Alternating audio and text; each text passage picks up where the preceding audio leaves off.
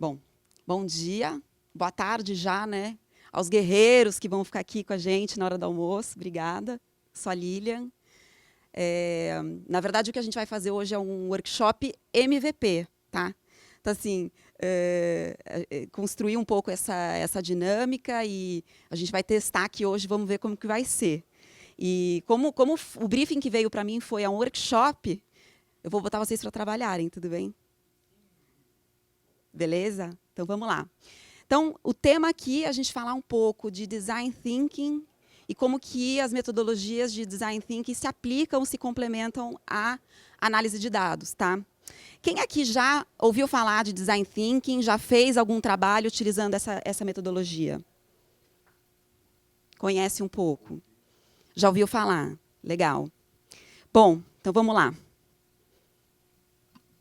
Então, basicamente, assim, a gente vai falar um pouco sobre essa questão de como que a gente consegue usar as estratégias de Design Thinking, as metodologias, para as análises de dados serem mais eficientes. Tá? Eu trouxe aqui alguns números para a gente começar. Esse primeiro número, eu acho que eu não sei nem falar, mas é a projeção da população mundial até 2020. Né? São 7,6 bi de pessoas. O que mais que a gente tem aí de projeção para 2020? 30 bilhões de devices conectados até 2020, tá? Então, quando se fala da internet das coisas, essa progressão vai ser muito exponencial até o ano que vem. Né? Nos Estados Unidos já tem muita coisa rolando. E aqui a gente tem mobile, enfim, a gente tem outros dispositivos que estão conectados. Mas e aí? O que esses dispositivos fazem, né?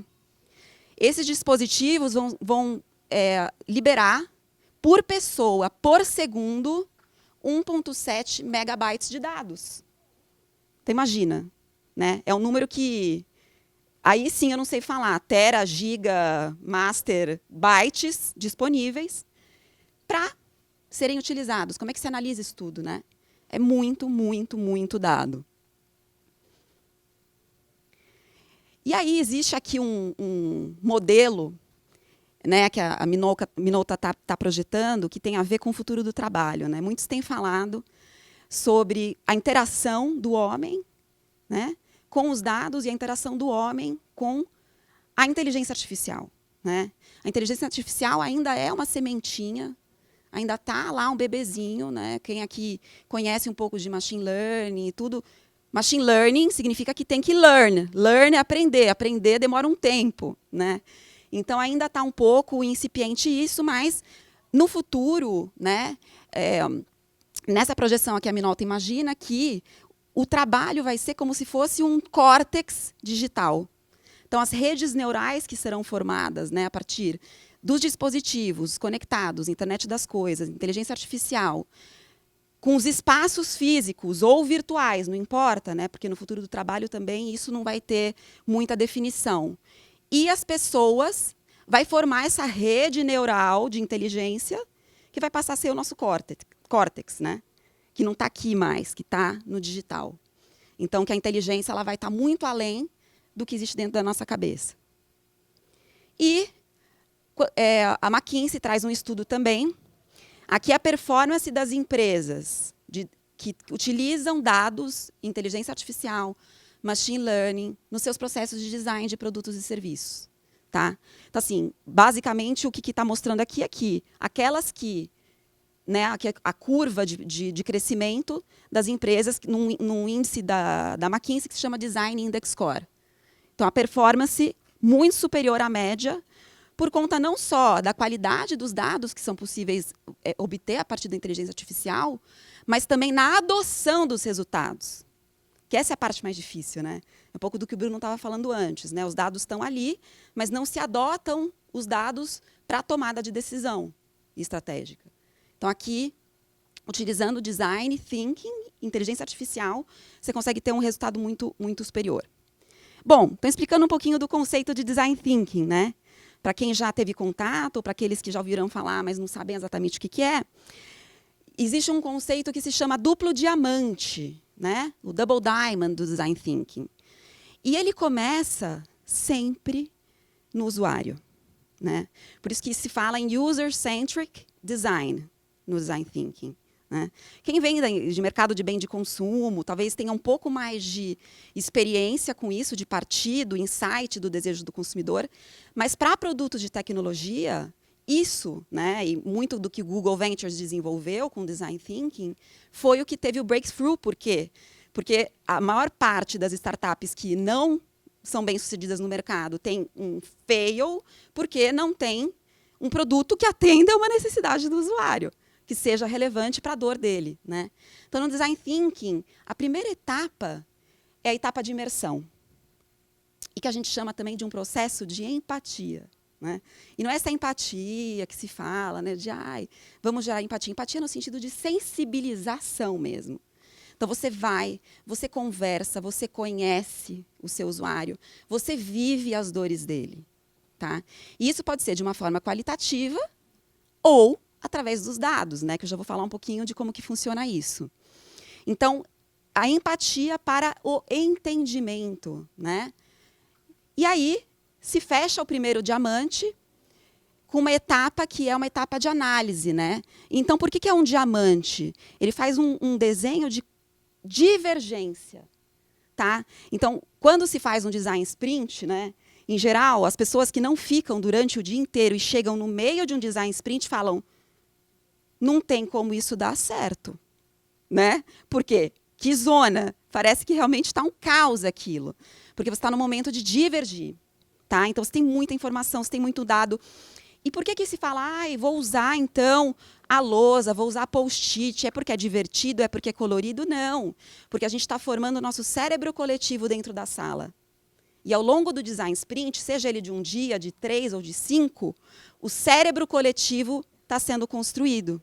Tá? Então, nesse momento de divergência, é muito importante que você capture de uma forma estruturada ou não estruturada, enfim.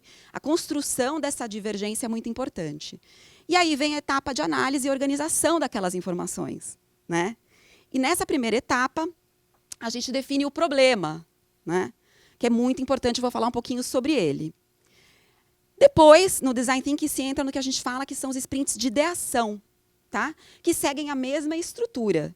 Então, aqui quem conhece Crazy Eights, Mashup, ou qualquer outra técnica de ideação, ou brainstorm, né?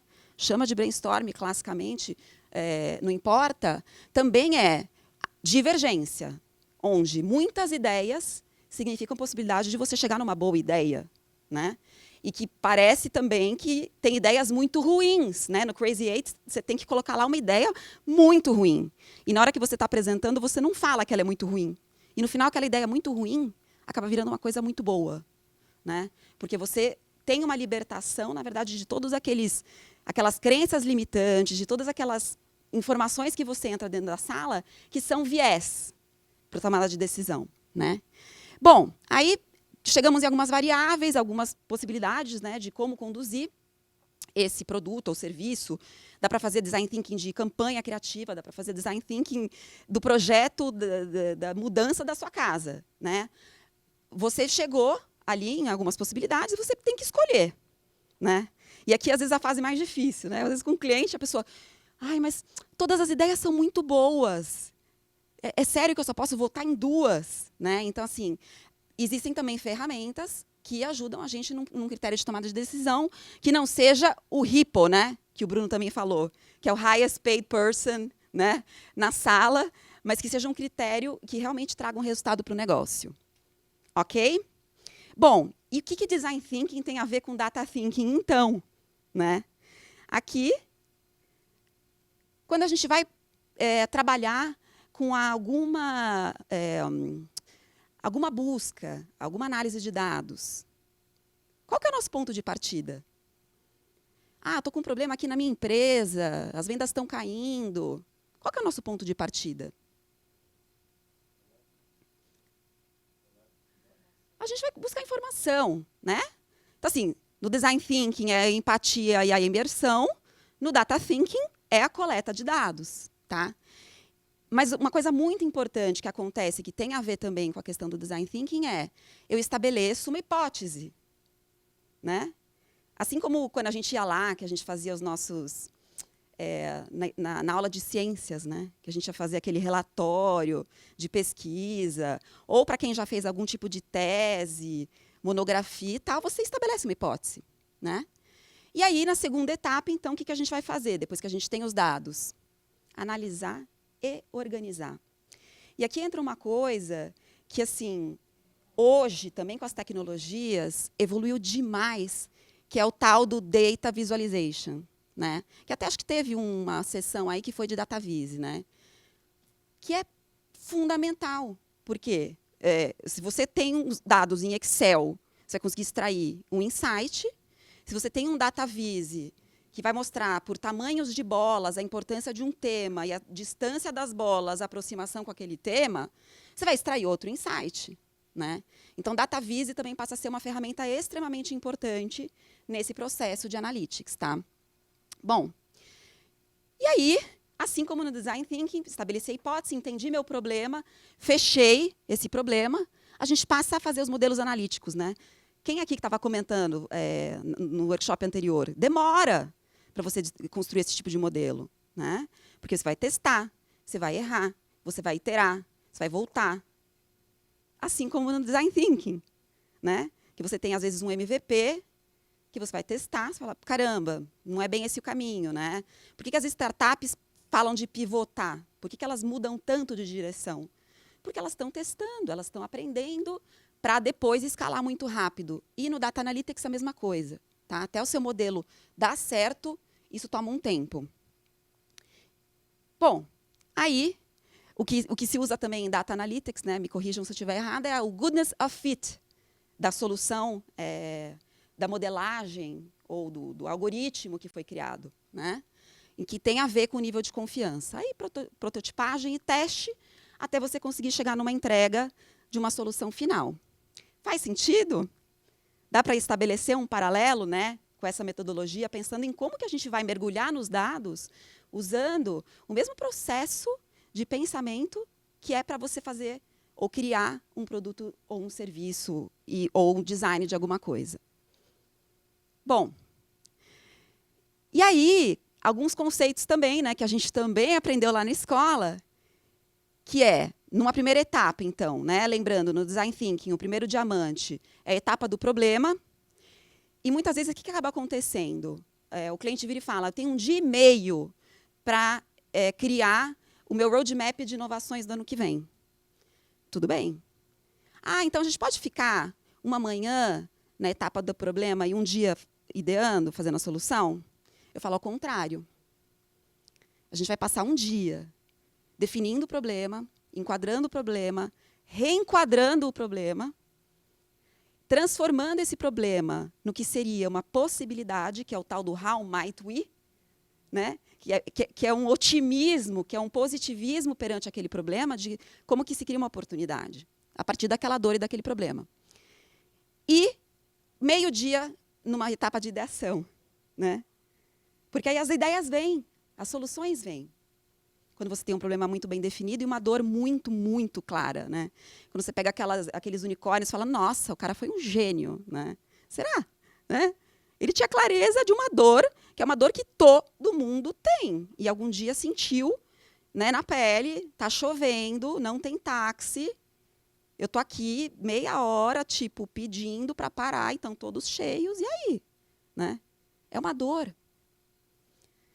Bom, e aí a gente, nessa primeira etapa, usa muito o que a gente chama de análise. O que é análise, gente? O que é análise? Quando a gente pensa em análise clínica, análise laboratorial, é você quebrar aquilo em pequenas partes, né? Analisar é você pegar uma coisa muito complexa, e por isso que também se fala muito que habilidade do futuro, né? Quando a gente pensa, o Fórum Econômico Mundial soltou uma pesquisa, uma projeção, na verdade, das habilidades que o profissional vai ter que ter em 2022, né? E essa que é resolução de problemas complexos é uma das top habilidades que as pessoas vão ter que ter, né? E como que você cria um mindset para resolução de problemas complexos? Análise. É você quebrar aquele problema complexo em pequenas partes. Depois da análise, o que vem? Alguém chuta? Analisou e sintetizou, né? Primeiro eu quebro o problema em pequenas partes e depois eu olho para aquela sala que tem um monte de partes e junto um quebra-cabeça e sintetizo numa hipótese, por exemplo. E aí isso acaba formando uma ideia inteira nova, a partir do momento que você analisou, quebrou aquilo que é complexo e sintetizou. Ok? E na segunda etapa, de novo, análise e síntese. Né? Então, tenta fazer um paralelo com alguns exercícios que vocês já fizeram. Estou quebrando a cabeça para tentar entender 3 fontes de dados diferentes, como que eu faço correlação das informações que estão aqui nessas fontes de dados, análise e síntese. Com certeza, assim, talvez intuitivamente isso já foi feito. Portanto, a conclusão é, Design Thinking e Data Analytics andam juntas. Né? Elas são completamente são totalmente complementares. Mas, para que isso aconteça, né, a gente estava falando um pouco sobre cultura de dados nas empresas e confiabilidade dos dados também. Como que as pessoas estabelecem, né, esse negócio de ser data-driven. Né? O que é importante, então, dentro de grandes empresas ou pequenas empresas, não importa. Primeiro, uma cultura muito aberta para você compartilhar. Né? Então, ficar sobre os ombros de gigantes, achei interessante essa expressão, né? O que é ficar sobre os ombros de gigantes? Alguém já fez lá na frente, e agora eu estou no ombro do gigante, entendendo o que já foi feito. Esse que tem que ser o nosso mindset, quando a gente pensa em cultura de dados, né? Porque muitas vezes a gente está ali apanhando, a gente está ali tentando... Tem alguém lá na frente. E se coloque nessa posição de olhar. Que mais? Uma cultura inclusiva, né? Assim como quando a gente faz os design sprints e você faz o Crazy Eights e não tem julgamento, e você apresentou a sua ideia mais maluca como se fosse a melhor, ela não vai ser descartada, né? Ela é digna de consideração. Outra coisa muito importante, a cultura de aprendizagem e abertura para o fracasso. Né? Se fala, valoriza o erro honesto, porque o erro honesto significa que você tinha a intenção de inovar, de fazer diferente, de testar, de aprender, né? E não foi um erro por uma displicência, foi um erro que você fez por uma ousadia, por uma coragem, que, pelo contrário, é um comportamento que tem que ser até valorizado. Então, na cultura de dados, é importante você ter isso também. Não é porque são dados que você não vai ter também erros e fracassos na forma de analisar. E, finalmente, desaprender os métodos antigos. Né? E isso aqui é muito interessante, porque assim, alguns projetos de transformação digital que eu tenho atuado, às vezes a gente chega assim, tá bom, vamos fazer a jornada, vamos entender cada etapa e tal. Mas por que então, aqui nessa etapa, está estabelecido que tem que ser 20 minutos? Porque sempre foi assim. Tá, mas o seu equipamento evoluiu nesses últimos 20 anos? Aqueles 20 minutos, na verdade, não viraram 2 minutos? Por que você tem que ter esse tempo de espera dentro da jornada se o teu hardware evoluiu e o teu processo não foi junto? Né? Ou as empresas que continuam pedindo para o funcionário abrir o porta-malas quando sai do estacionamento para conferir se não tem nada lá. O que é mais valioso dentro de uma empresa não cabe no porta-malas. Vai para a nuvem, cabe num pendrive. Ou seja, tecnologia evolui, os processos não acompanharam. Bom, então vamos colocar a mão na massa um pouquinho. Tá? Já vou pedir para vocês começarem a pensar junto comigo. Então, vamos lá. Lembra que eu falei sobre a importância da gente enquadrar o problema, né? Enquadrar no sentido de colocar mesmo num frame, né? De colocar num quadrinho, de colocar boundaries, de colocar limites desse problema. Qual que é a primeira coisa que acontece quando vocês entram num projeto de inovação? A pessoa vira e fala assim, tive uma ideia. Né? Você nem abriu o workshop, ou então assim, estamos com um problema aqui na empresa, a gente tem que fazer uma super análise de dados, a gente tem que entender o que está acontecendo. Eu já sei, eu tive uma ideia. Né? A gente acaba colocando a solução, às vezes, na frente do problema. Né? Então, essa é a primeira dica. E aí, esse aqui é um cara, enfim, um engenheiro americano, que foi fundador de uma grande empresa, e uma frase dele é o seguinte: um problema que está bem colocado é um problema que já está 50% resolvido. Né? Às vezes a gente pensa na nossa vida mesmo. Quantas vezes a gente não ficou ali, né? Caramba, pensando. Nossa, eu entendi agora o problema. E aí você já está com 50% dele resolvido na sua cabeça. Né? Então, invistam tempo pensando nos problemas. E aí, então vamos para um contexto hipotético, que é o seguinte. Uma indústria de alimentos que teve queda no consumo da sua linha mais representativa. Tá? Aí a pergunta é a seguinte: o que será que está acontecendo no mundo? Né? Como que as principais tendências, né, em comportamentos do consumidor podem gerar novas oportunidades de negócio? Está vendo como é colocado o problema, ou como é colocada a questão para o problema da queda de vendas? Ou seja, para eu reverter minhas vendas, eu preciso gerar novas oportunidades de negócio. E que tendências são essas que vão fazer com que eu possa gerar essas oportunidades? Tá? Bom, então vamos lá. Relembrando, primeira etapa, coleta de dados. Aí eu queria pedir para vocês formarem, assim, 4, 5 pessoas em cada grupo. De repente, faz um círculo. Cumprimentem o colega. Reencontrem pessoas que vocês não viam há tempo. E aí vocês vão discutir o seguinte, gente. Pensando nessa questão aqui dessa indústria de alimentos, tá? Discutam um pouquinho. Quais que seriam possíveis fontes de dados, internas, externas, enfim, que vocês analisariam?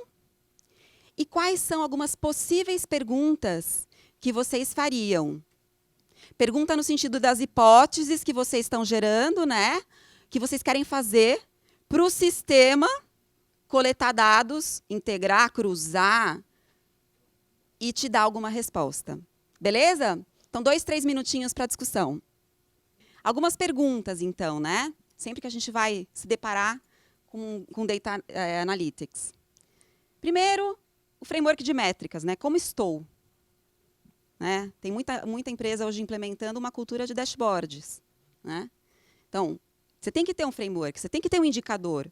Né? E às vezes acontece de você entender que você precisa ter uma forma de mensurar também aquele indicador. Né? Quantas vezes não acontece? Você está ali fazendo a jornada, você fala assim, tá bom, eu queria muito saber como que é a experiência do meu cliente quando ele entra na minha loja e tal.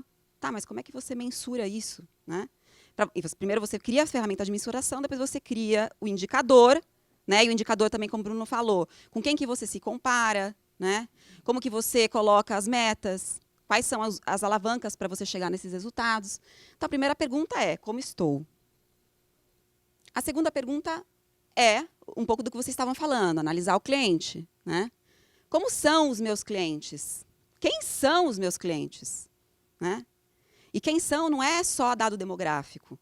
Quantas vezes não acontece, né, da gente falar, olha o hard data ali, e por isso que é hard data com design thinking. É a empatia com o dado. Né? O que esse dado está me falando? Ele não está me falando por quê. No design thinking a gente usa muito os 5 whys, né? Não é why de mineiro, é why de porquê. Né? Então, a gente vai, a gente pergunta, tá bom. Então, esse mês eu não consegui pagar minha conta de luz. Mas por quê? Porque né, apertou um pouquinho ali. Mas por quê? Não, mas porque meu filho ficou doente. Mas por quê? Não, mas porque na minha casa também não tinha água, e aí ele pegou uma diarreia. Você vai entender o contexto desse cliente. Ele não é um cliente que deixou de pagar a conta de luz, né? Então, quem são? E como que eu posso me engajar com eles, né? De novo, não é no hard data só que você vai pegar isso. E quais que são... Aí, análise de portfólio, né? Aqui, como a gente está falando de uma indústria de alimentos, quais são as dinâmicas do negócio? Tem sazonalidade, né? Teve alguma influência externa? Entrada de algum player? Né? Teve alguma questão do governo, de alguma nova regulamentação com relação a algum ingrediente? Ou seja, no macro contexto, o que pode ter sido um driver ou um limitador de crescimento daquele produto, tá? E aí, outro conceito que é também o seguinte, numa segunda etapa, né? Você vai muito amplo para depois você aprofundar e afunilar, né? Divergir e convergir. E aí eu adorei esse aqui também, essa palavra de brainstorm, né? Porque no brainstorm você está ali, vamos criar novas ideias. E no brainstorm, você está pensando no problema. Qual que é a dor? Qual que é a necessidade? Qual que é o atrito? Né? Quem aqui já fez um brainstorm? A gente não quer fazer brainstorm, né? Então vamos lá. E no brainstorm também não adianta trazer só o ponto de vista da sala. É o ponto de vista também de fora, né? Às vezes o seu público mais distante é aquele que vai trazer o melhor insight para você. E aí, o outro conceito que é stargazing, que é a gente olhar para as estrelas. Meu pai, que deve estar assistindo, tenho certeza, é físico assim, né? Nunca atuou na área, mas é muito curioso e adora astronomia. Estuda bastante. E eu, uma vez, comprei um telescópio, né, para o meu pai. E aí, como que é a experiência quando você vai olhar num telescópio a primeira vez? Alguém aqui já teve essa? Totalmente. Você fala, eu não estou entendendo nada que está aqui, né? Eu não sei nem o que procurar. Não é mesmo? Então, no stargazing, que é muito como a gente tem que olhar para os dados, como a gente tem que olhar para os problemas, você não vai começar com o telescópio. O primeiro instrumento que você vai usar é esse aqui. Porque a forma como você olha o universo, o instrumento depois vai te ajudar a encontrar aquilo que você está procurando. E não ao contrário. Faz sentido?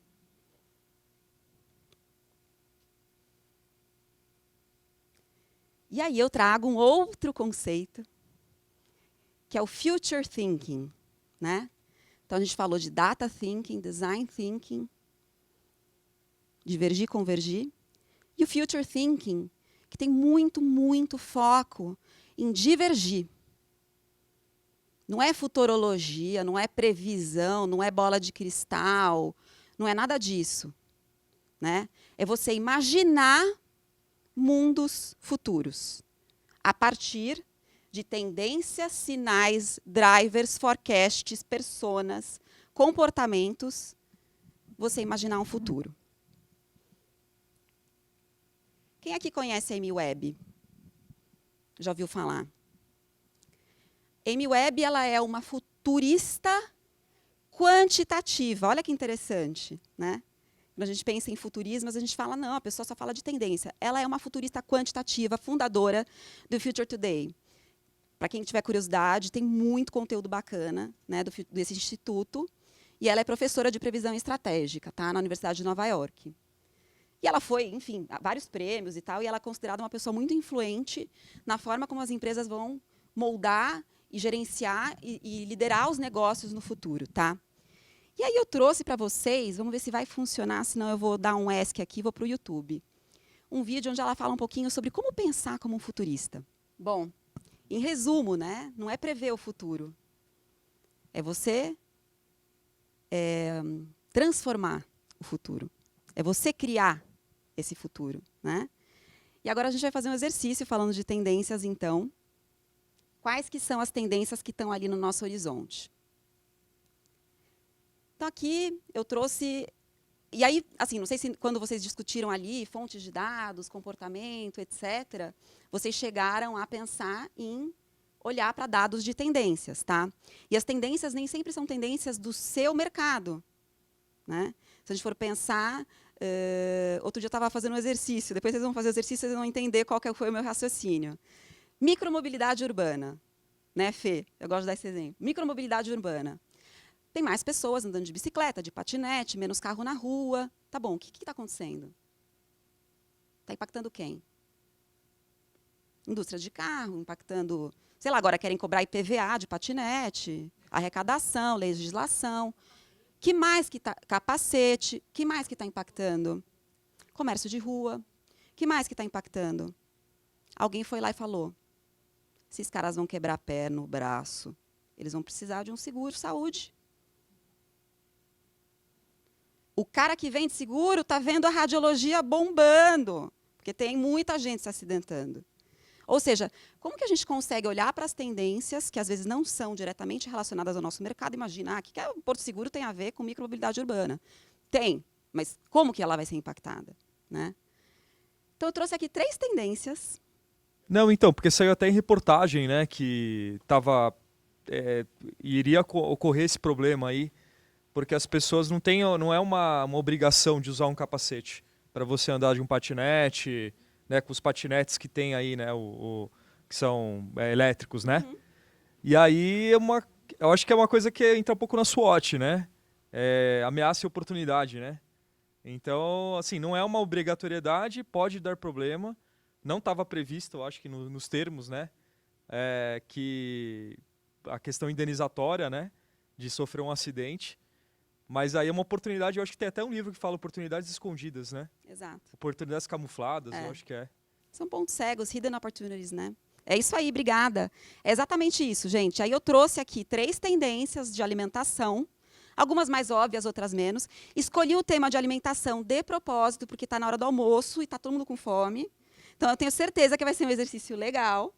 E alimentação, porque também a gente não vive sem, né? Então, todo mundo... O colega falou aqui, oportunidades disfarçadas. Oportunidades disfarçadas. Acho que em inglês é hidden opportunities, alguma coisa assim. Muito legal. E quais são, então, algumas macro tendências do mercado de alimentação, tá? Primeiro, que tem a ver com sensorialidade e prazer, né? Então, o gosto das pessoas está mais sofisticado. Ele evoluiu, isso não tem a ver com classe social. Alimentos premium, étnicos, orgânicos, gourmet, orgânicos é outra classe, gourmet, né? O étnicos é uma super tendência, vai começar a ter botão, sei lá, enfim, essas cozinhas mais exóticas que a gente fala. Saudabilidade e bem-estar, que talvez seja a tendência mais óbvia, né? Que é uma consciência de você viver melhor. Alimento fortificado, livre de, alimentação natural, orgânica, energético, alimento energético, dieta holística. Tá? Plant-based food. Isso vai ser, assim, até quando a gente olha em tendências, tem maconha, tem outras coisas, mas plantas que serão utilizadas, né? E aí está aí o Burger King, se for pensar, que é uma grande rede de fast food, já surfando essa tendência. E low e no alcohol. Também já existem muitos produtos, nos Estados Unidos principalmente, sendo lançados. E drinks, né? Outro dia, a gente não vou lembrar o nome agora, mas foi muito, muito legal. É um gin que desenvolveram assim, exatamente o sabor para você fazer um gin tônica sem álcool.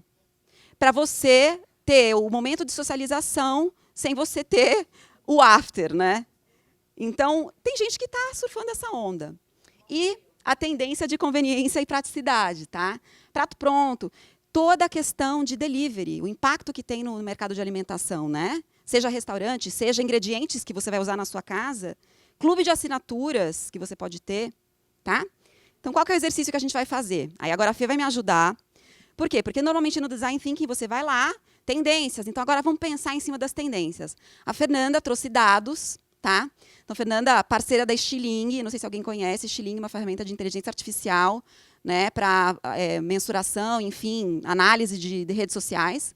E ela vai trazer umas pesquisas que ela levantou para a gente de tendências de alimentação. Vai lá, Fê. Oi, pessoal, tudo bom? Então, puxei nesse link ontem à noite, fazendo isso, informações fresquinhas dos últimos 3 meses para vocês, um pouco desse universo de alimentação, né? Então, quando a gente começa a olhar um pouco as estatísticas e as tendências, a gente tem um painel que mede isso, e a gente sabe que a maior parte das menções, 43,7%, ou melhor, aqui são as publicações, estão sendo sobre vegano, depois vegetariano, depois lactose, sem lactose, alimentação orgânica, gluten free, dietas e óleo pelo futuro. Quer dizer, você vê que tem muita coisa acontecendo em vegano e vegetariano. No outro dia eu li um dado também que 12 ou 14% da população brasileira se declara vegetariana. Então a gente acha que isso é uma tendência pequena, já é uma coisa enorme, e a gente consegue ver aqui dados que estão alinhados com isso, e depois muito de lactose. Quando a gente começa a olhar isso, então aqui ainda a quantidade de publicações, o que está acontecendo? As pessoas que estão falando, o que está mais sendo dito na mídia, gluten free, né? Então aqui é onde mais tem publicações, e depois vegetariano e vegano, que se a gente juntar, vai ficar uma bolinha maior do que essa, né? Então acho que quando você junta esses dois, que não são a mesma coisa, mas estão no mesmo território, fica maior ainda, e lactose free. E tudo isso falando de comida, depois cultivo orgânico, claro que tem a ver com orgânico. Quando você vai falar de aditivo ultraprocessado, vocês podem ver que tem muito menos barulho acontecendo na mídia, né, ou nas redes sociais sobre isso, e assim vai. Quando você para o mouse, aqui a gente deixou offline, que a gente ficou com medo da rede, mas quando você para o mouse nessa bolinha, por exemplo, você consegue ver quantas menções teve, então 14 mil publicações nos últimos 3 meses, e quais foram os principais termos. Então, ingrediente, receita, farinha de trigo, açúcar, leite condensado. Quer dizer, as pessoas que estão falando disso estão falando relacionado ao quê? Estilingue. Depois até eu te mostro. E tudo é clicável, né? Você pode clicar e entrar só nesse universo e ver o que está acontecendo. Depois, ver quantidade de comentários. Apesar de ter muita gente falando de vegano e vegetariano em publicação, o que está realmente gerando discussão hoje é gluten free.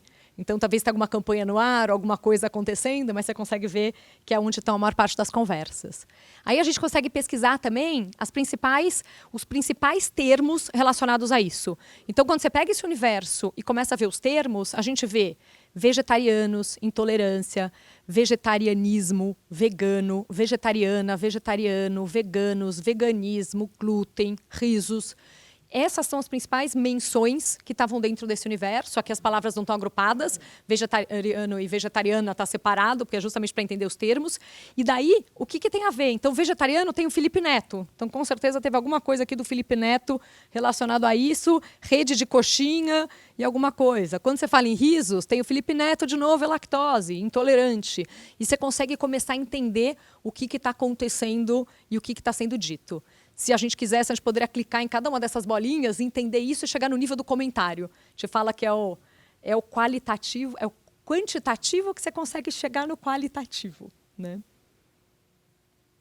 Aí depois, um duelo de termos. Então, se eu coloco aqui num eixo vegano e num outro eixo vegetariano, a gente consegue ver quais são os termos que estão mais relacionados a cada um desses universos. Então, como era de se esperar, vegano tem um monte de coisa aqui mais social e de crença do que só alimentação, né? Então, você consegue ver desde coisas realmente de rúcula, bolo e coisas assim. Tem feminismo acessível, cosmético, cão, mato, cidade, documentário, interesse, várias outras coisas, porque você percebe que tem um viés muito mais político. Esses termos são comuns dos dois, tem muita coisa aqui de alimento, e o Felipe Neto.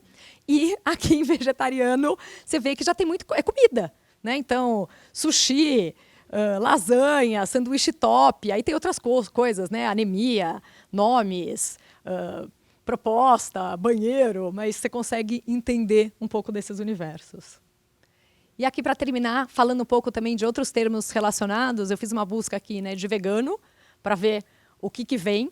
Parte daqueles dados eram temas que eu setei no painel para puxar. Aqui é mar aberto que a gente fala, né? Me fala tudo que vem da internet nesse conteúdo.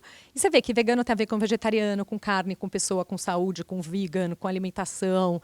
Consegue mapear um pouco isso. E quando a gente fala de glúten, já vem para doença celíaca, forno, leite, minuto, dieta, tempo, né? Glúten, tempo, depois está ligado ao organismo, alimentação, pessoa, benefício, energia. Então, você vai conseguindo ver um pouco como essas coisas estão mapeadas.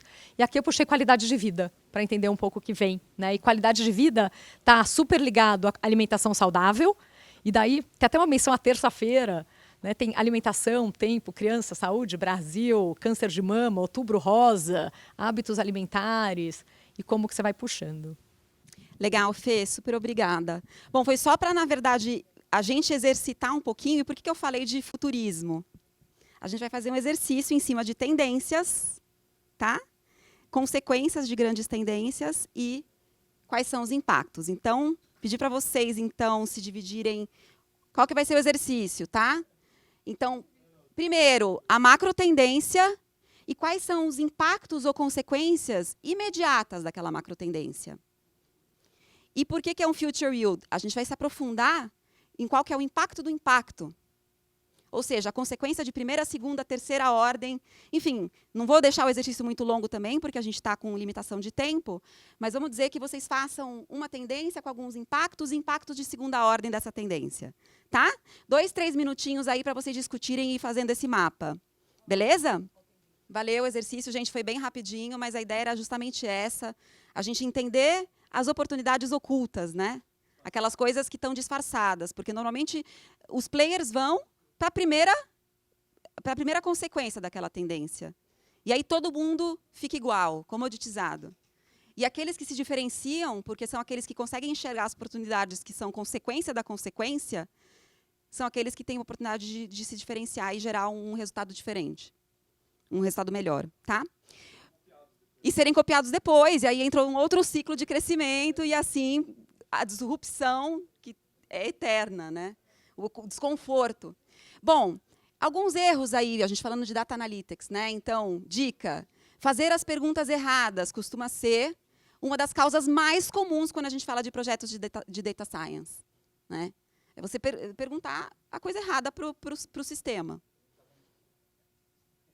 Ou seja, né? Quando a gente está buscando uma hipótese dentro do sistema, o paralelo é como se fosse um oráculo, né? Um oráculo divino. Como que funciona o oráculo? Só que você chega lá, você pode dizer qualquer coisa no universo, contanto que a resposta seja um número ou um nome, uma palavra. Então, você tem que direcionar para o oráculo a pergunta certa, né? E esse oráculo também ele é meio brincalhão, né?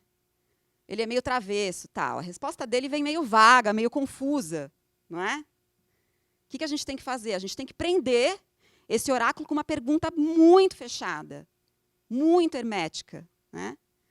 Para ele não ter como escapar e te enganar. Então, Data Science é o princípio do oráculo, né? Muito parecido.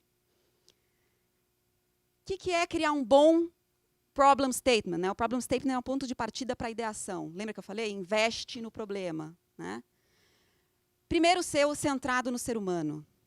Se a gente for pensar, as necessidades básicas do ser humano são 10, 11, 12. Essas são aquelas que a gente tem que olhar. E são aquelas que a gente vai descobrir quando a gente pergunta por que 5 vezes. Qual que é a motivação que eu estou tocando nesse ser humano? Tem que ser amplo bastante para a gente poder ter liberdade de criar, mas tem que ser fechado o suficiente para a gente gerenciar, porque senão a gente se perde. Não é mesmo? E aí, algumas técnicas aqui é o how might we, por exemplo, né? Que é você transformar um problema numa oportunidade. Ah, tendência de saudabilidade, não sei o que lá, prevenção, educação. Como poderíamos impactar o sistema de saúde, né? Gerando mais conhecimento e conscientização a respeito de alimentação saudável. Transformamos numa oportunidade a partir de uma tendência. E aí as ideias vêm. Eu não preciso falar que é uma parceria com um plano de saúde. Entende? Essa que é a ideia. Bom, então a gente fez coleta de dados, né? A Fernanda trouxe para a gente, Stiling, bastante insights, informações, pesquisas, para a gente entender das macro tendências quais são as principais relações estabelecidas e palavras. Analisamos, organizamos e chegamos aqui no momento onde a gente definiu a nossa problemática. E aí a gente pode também usar isso continuamente no processo de planejamento estratégico, num processo contínuo que se chama, né, hindsight, que é o quê? Você olhar para trás, insight, que é o que vem a partir do momento que você olhou para trás, foresight, que é você olhar para frente, e ação, né? Então, dentro de um processo, quando você cria um radar de tendências, lembra que a Amy falou, né, que o grande problema das empresas é não enxergar sinais, tendências, forecasts. Então, todo mundo tem que ter um sistema muito bem estruturado para criar esse processo contínuo de radar de tendências, com dados e informações que pessoas vão trazer. E aí, finalmente, a gente consegue criar modelos analíticos, né? E aí um deles, só para fechar, que eu já estourei meu tempo, por exemplo, para você criar cenários a partir simplesmente de você definir duas dicotomias, né? Então, imagina que uma empresa está precisando definir, dentro do planejamento estratégico, onde vai investir, tem uma tendência. Então, aqui eu fiz a tendência só para o fim de semana, tá?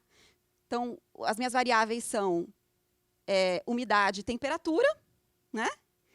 E as dicotomias que eu criei, então, em cima disso, né?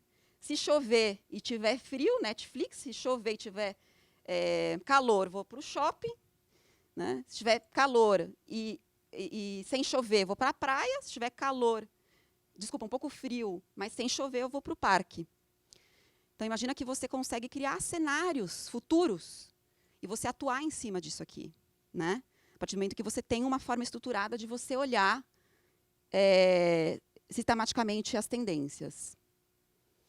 E aí, só para lembrar e finalizar, então, primeiro, básico, clareza e foco no escopo, né? Acho que esse é o grande problema das organizações hoje, principalmente com um mundo tão ativo, volátil, complexo, em mudança, né? Definir muito claramente o que você quer. Definir hipótese, né? Por que é cientista de dados? Por que se chama cientista de dados, né?